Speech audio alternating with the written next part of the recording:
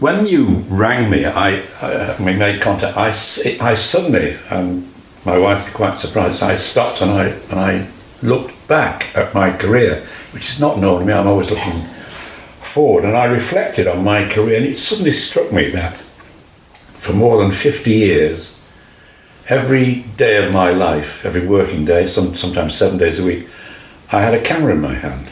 And I just thought, wow, that really is quite some, not a record, but quite some, a mark of my career. That was, I suppose it's a bit like a garage mechanic with a spanner, or an artist with a pencil, or a nurse with a stethoscope. Or I had a camera in my hand. And every day of my life, working life, I was recording images that were for posterity, especially when I worked for the newspapers, national newspapers. The stuff I was taking it's still archived somewhere in Express newspapers library. And I got quite reflective, I suppose. As you get older, you do tend to get more reflective, and it was a pleasant feeling. And now that I'm not taking so many photographs, there's a lot of people doing it, and newspaper work is sort of not dried up, but it's not what it was. It's not the fun that it used to be.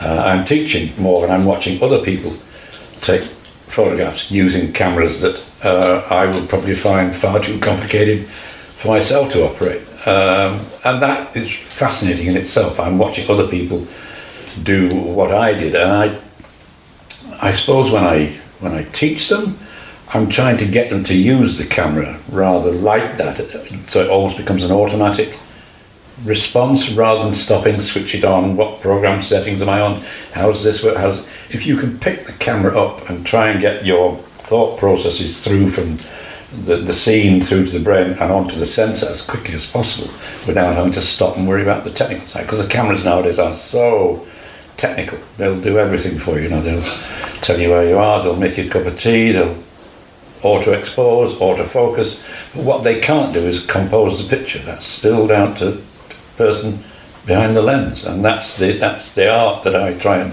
instill upon them, or instill with them, and it seems to work. They enjoy it, I love it, and they produce some astounding work.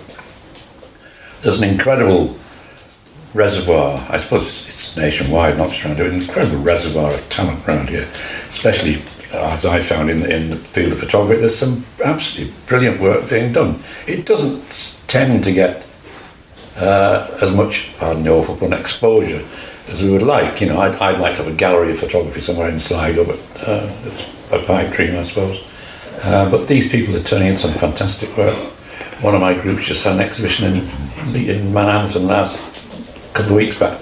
Lovely, brilliant little cafe in the castle grounds there, and this exhibition, gorgeous, and people turned up from miles around.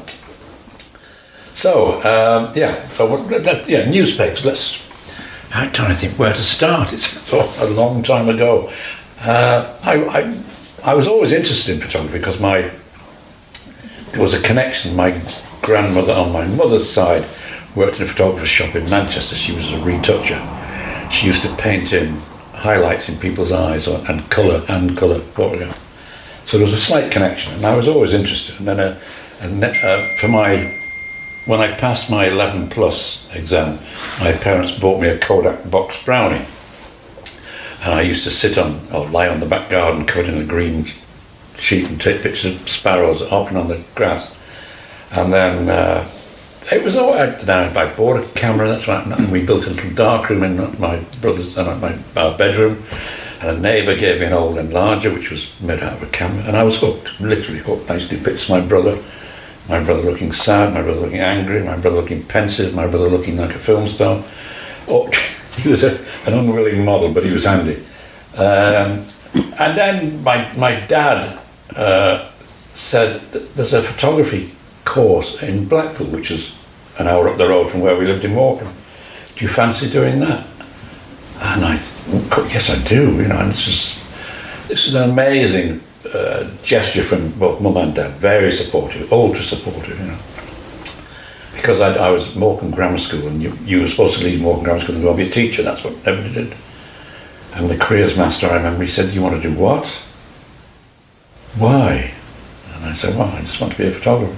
So I went to Blackpool Art College, great couple of years, and then I won a Kodak scholarship, and I went to the Regent Street Polytechnic in London, where I studied press and photojournalism under the auspices of a wonderful man called Malcolm Aird. He was a freelance photographer who worked for the Sunday Times, brilliant guy, energy emanated, he was like a sun.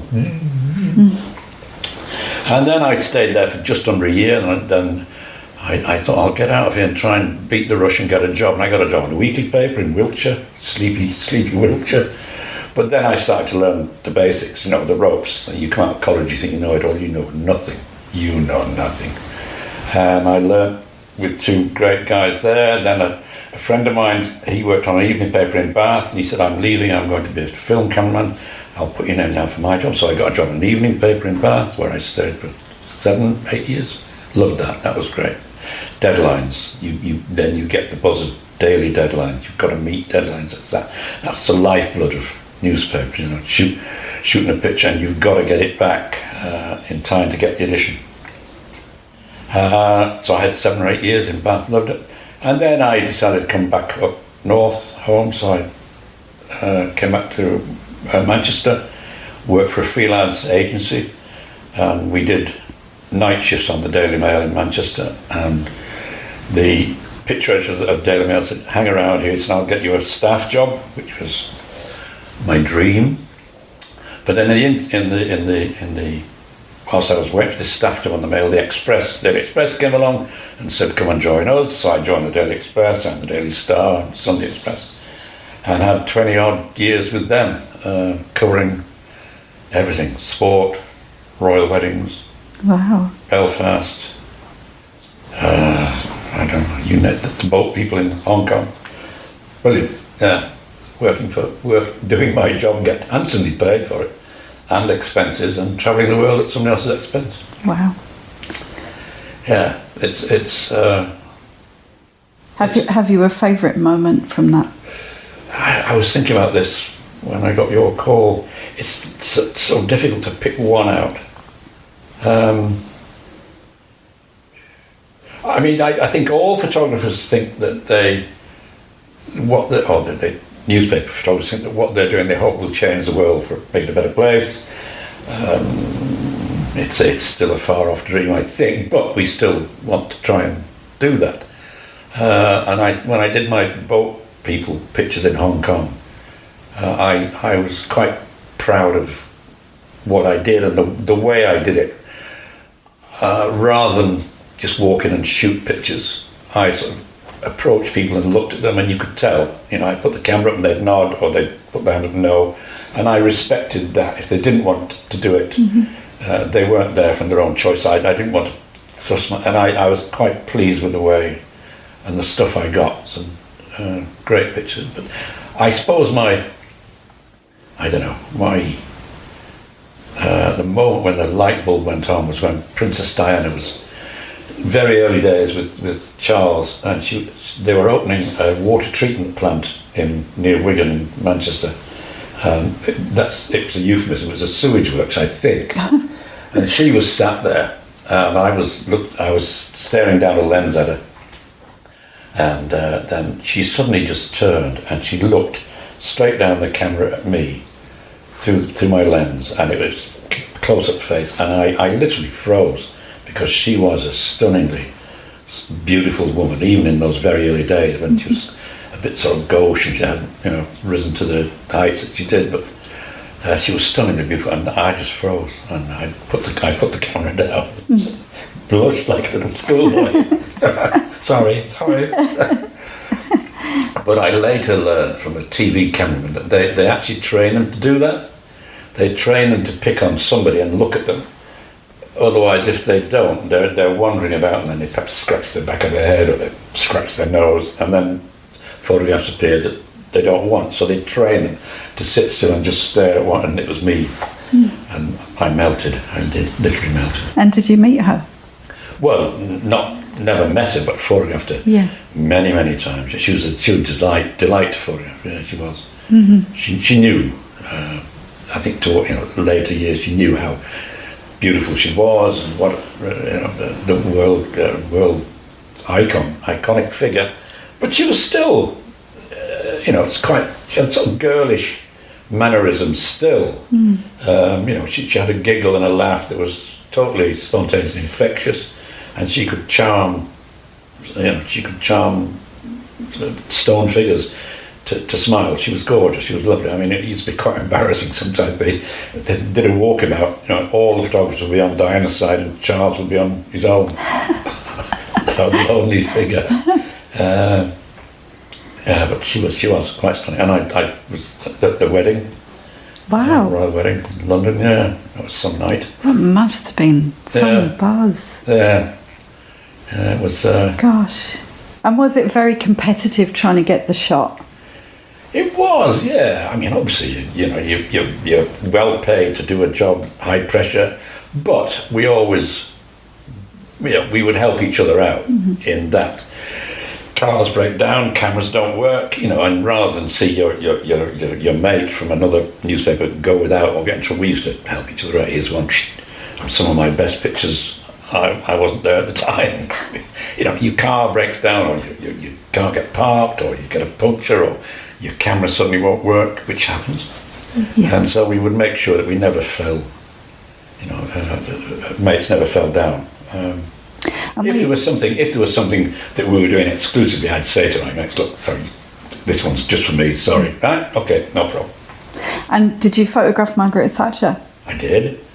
Yes, I did, yeah. And did you meet her, or what was she like? Yeah, well, every year the Express newspapers used to do a picture of the Prime Minister of the day, and it was they used to frame it and put it on the staircase in Downing Street. And this one year, the guy in London used to do it, and this one year the guy that did it was on holiday, so the picture editor in London, knowing full well my, how can we say, contempt for Margaret Thatcher and all she stood for, having just covered the miners' strikes in Yorkshire. Wow. Said to me, "Hey, Wilco," he said, "come down to Maggie's picture." I thought, you. Yeah, okay. So I went to my local pub that night for a few pints of Dutch courage, and I made a plan. And I went down and went on the train because I had some bit of lighting gear to take down, whatever. The appointment was for 11 o'clock in Downing Street, so I got there about 10:30, and the secretary came down. She said, "You have 15 minutes." 15 minutes. So she said, we'll take all your camera gear in. So we walked into Maggie's office, and she was sat with her back to a window and just in silhouette. I couldn't really see her. And she never lifted her head. I mean, I put set the lights up, whatever. Then I stood back with the secretary, and as Big Ben struck boing 11, Maggie put her pen down. "You may begin." So I started taking pictures, and they were. She was on the phone, she was writing, she was looking at me, she had her hands folded, and then I played this trump card that could have got me sent to the Tower. About a couple of months before, there had been a by-election, and a woman called Shirley Williams had won in Crosby in Liverpool, and Shirley Williams was a complete antithesis of Margaret Thatcher. Shirley Williams wore caftans, she had tousled hair, open-toed sandals, and probably ate lentils, I don't know. But she'd won for the Liberals or Lib Dems, I can't remember which. So I said to Maggie, "That was an interesting election result the other month, Mrs. Thatcher." Well, she exploded. "I tell you," and she started waving, "I think the British people were hoodwinked, and it was a travesty of justice, my policies and this." And I'm going, "Can I?" She either knew or she didn't care, but I got these pictures and click, click, click, click. 10 minutes later, I'm out the door, and I sent a packet of pictures to her. I don't know what the Express did with the official one, but I sent a packet of pictures, and I got a letter back from her private secretary. "Mrs. Thatcher thanks you for some of the most authentic pictures she's ever had taken." Wow. So I prodded the beast and got the reaction that I wanted, which is, it could have fallen badly, but it worked. So that was a quick shoot then. I imagine in other ones there was a lot of hanging around. Oh yeah. Street corners and waiting for something to happen. Yeah. And it's you spend many an hour sat, and then it's over like that. Yeah. And you constantly sort of checking your gear. Are the batteries working? Is my flash working? I've got enough film. Yeah. And then this event happens, and it's gone, and you've either got it or you ain't. Yeah. And I did a lot of sport every weekend at Man United, City, Blackburn, Liverpool, and that's where you sort of learn your timing skills. You've got to be spot on. Because what the old saying is, especially with film cameras, that if you see the greatest picture in the world, you haven't got it because your mirror is down. Yes. So if you can see it, you've not got it. You're a fraction wrong. So. And is there any shot that you wish you'd have got that you hadn't got? No, I can't think there is really. I didn't. That's great. Sorry. That's really good though. No, because I see photos all the time and I'm like, I wish I'd have taken that. I suppose it's right time, right place. Yeah, I don't know. I'd say when I think back at how many photographs I've taken, how many I didn't get that I perhaps should have got. It's hard to. Sport in particular. you'd be sat next to a guy next to you, working for the Sun, friend of mine, and he'd have a back page picture the following day, and I'd think, wow, I wish I'd got that. But maybe he'd have a different lens or a different angle. I used to, if I photographed Man United, if I was at Man United, I used to watch Eric Cantona, and sometimes at the expense, United could score a goal, but I'd be watching Cantona, and he made photographs. He was so charismatic that it was probably worth watching him. I remember when I was freelancing, he was playing, and he got fouled, and he went down on one knee with his hands outstretched, like a theatrical gesture, and I put that picture out to the Nationals, and that same evening he announced he was going to go into acting. Wow. So that made me quite a lot of money. Brilliant. But, there's times I've missed stuff, and just a fraction of a second either way can be. There's an excellent book by Harold Evans, ex-editor of Sunday Times, and it shows two pictures of Prince Charles's investiture at Carnarvon Castle, Prince of Wales, and they're two pictures taken literally seconds apart, and one is a cracker, and the other one, somebody in the background has moved slightly, and they've got a big white disc of something, and it just hits the picture, and it's ruined it. And they're taken literally, I'd say, a couple of seconds apart, but somebody in the background moved, so the whole concept, the whole arrangement of the image has changed. And you can be stood in the wrong spot, and behind somebody's head there'll be a sign that you don't want in that's distracting. So it's all these things, but after a while it becomes second nature. You look for a clean background, or you put a longer lens on so that the background gets, it all becomes, you do it without thinking really. And if you could give someone a bit of advice if they were starting out in photography, what would it be? Forget what the camera does. The cameras don't take pictures, you take the pictures. Learn the camera, learn as much about it as you can, but you're the picture maker.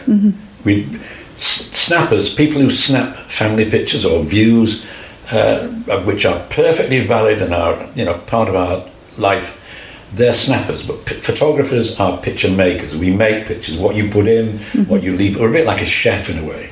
You put something in, you put an extra bit of that lake in, or a bit more of those trees in, or you take them out, and that is the part. We make pictures rather than take them.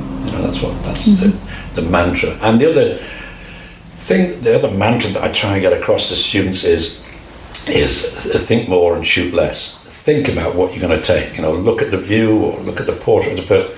Think about it, plan where the light is, where you're going to be, and shoot less. We arrive and we fire off 30 or 40 pictures, and then you go back and they all look the same. And you think, well, which one? But if you think about it, am I going to stand here, stand there? This lens, that lens, where's the lighting? Think more, shoot less. Brilliant. Thank you very much.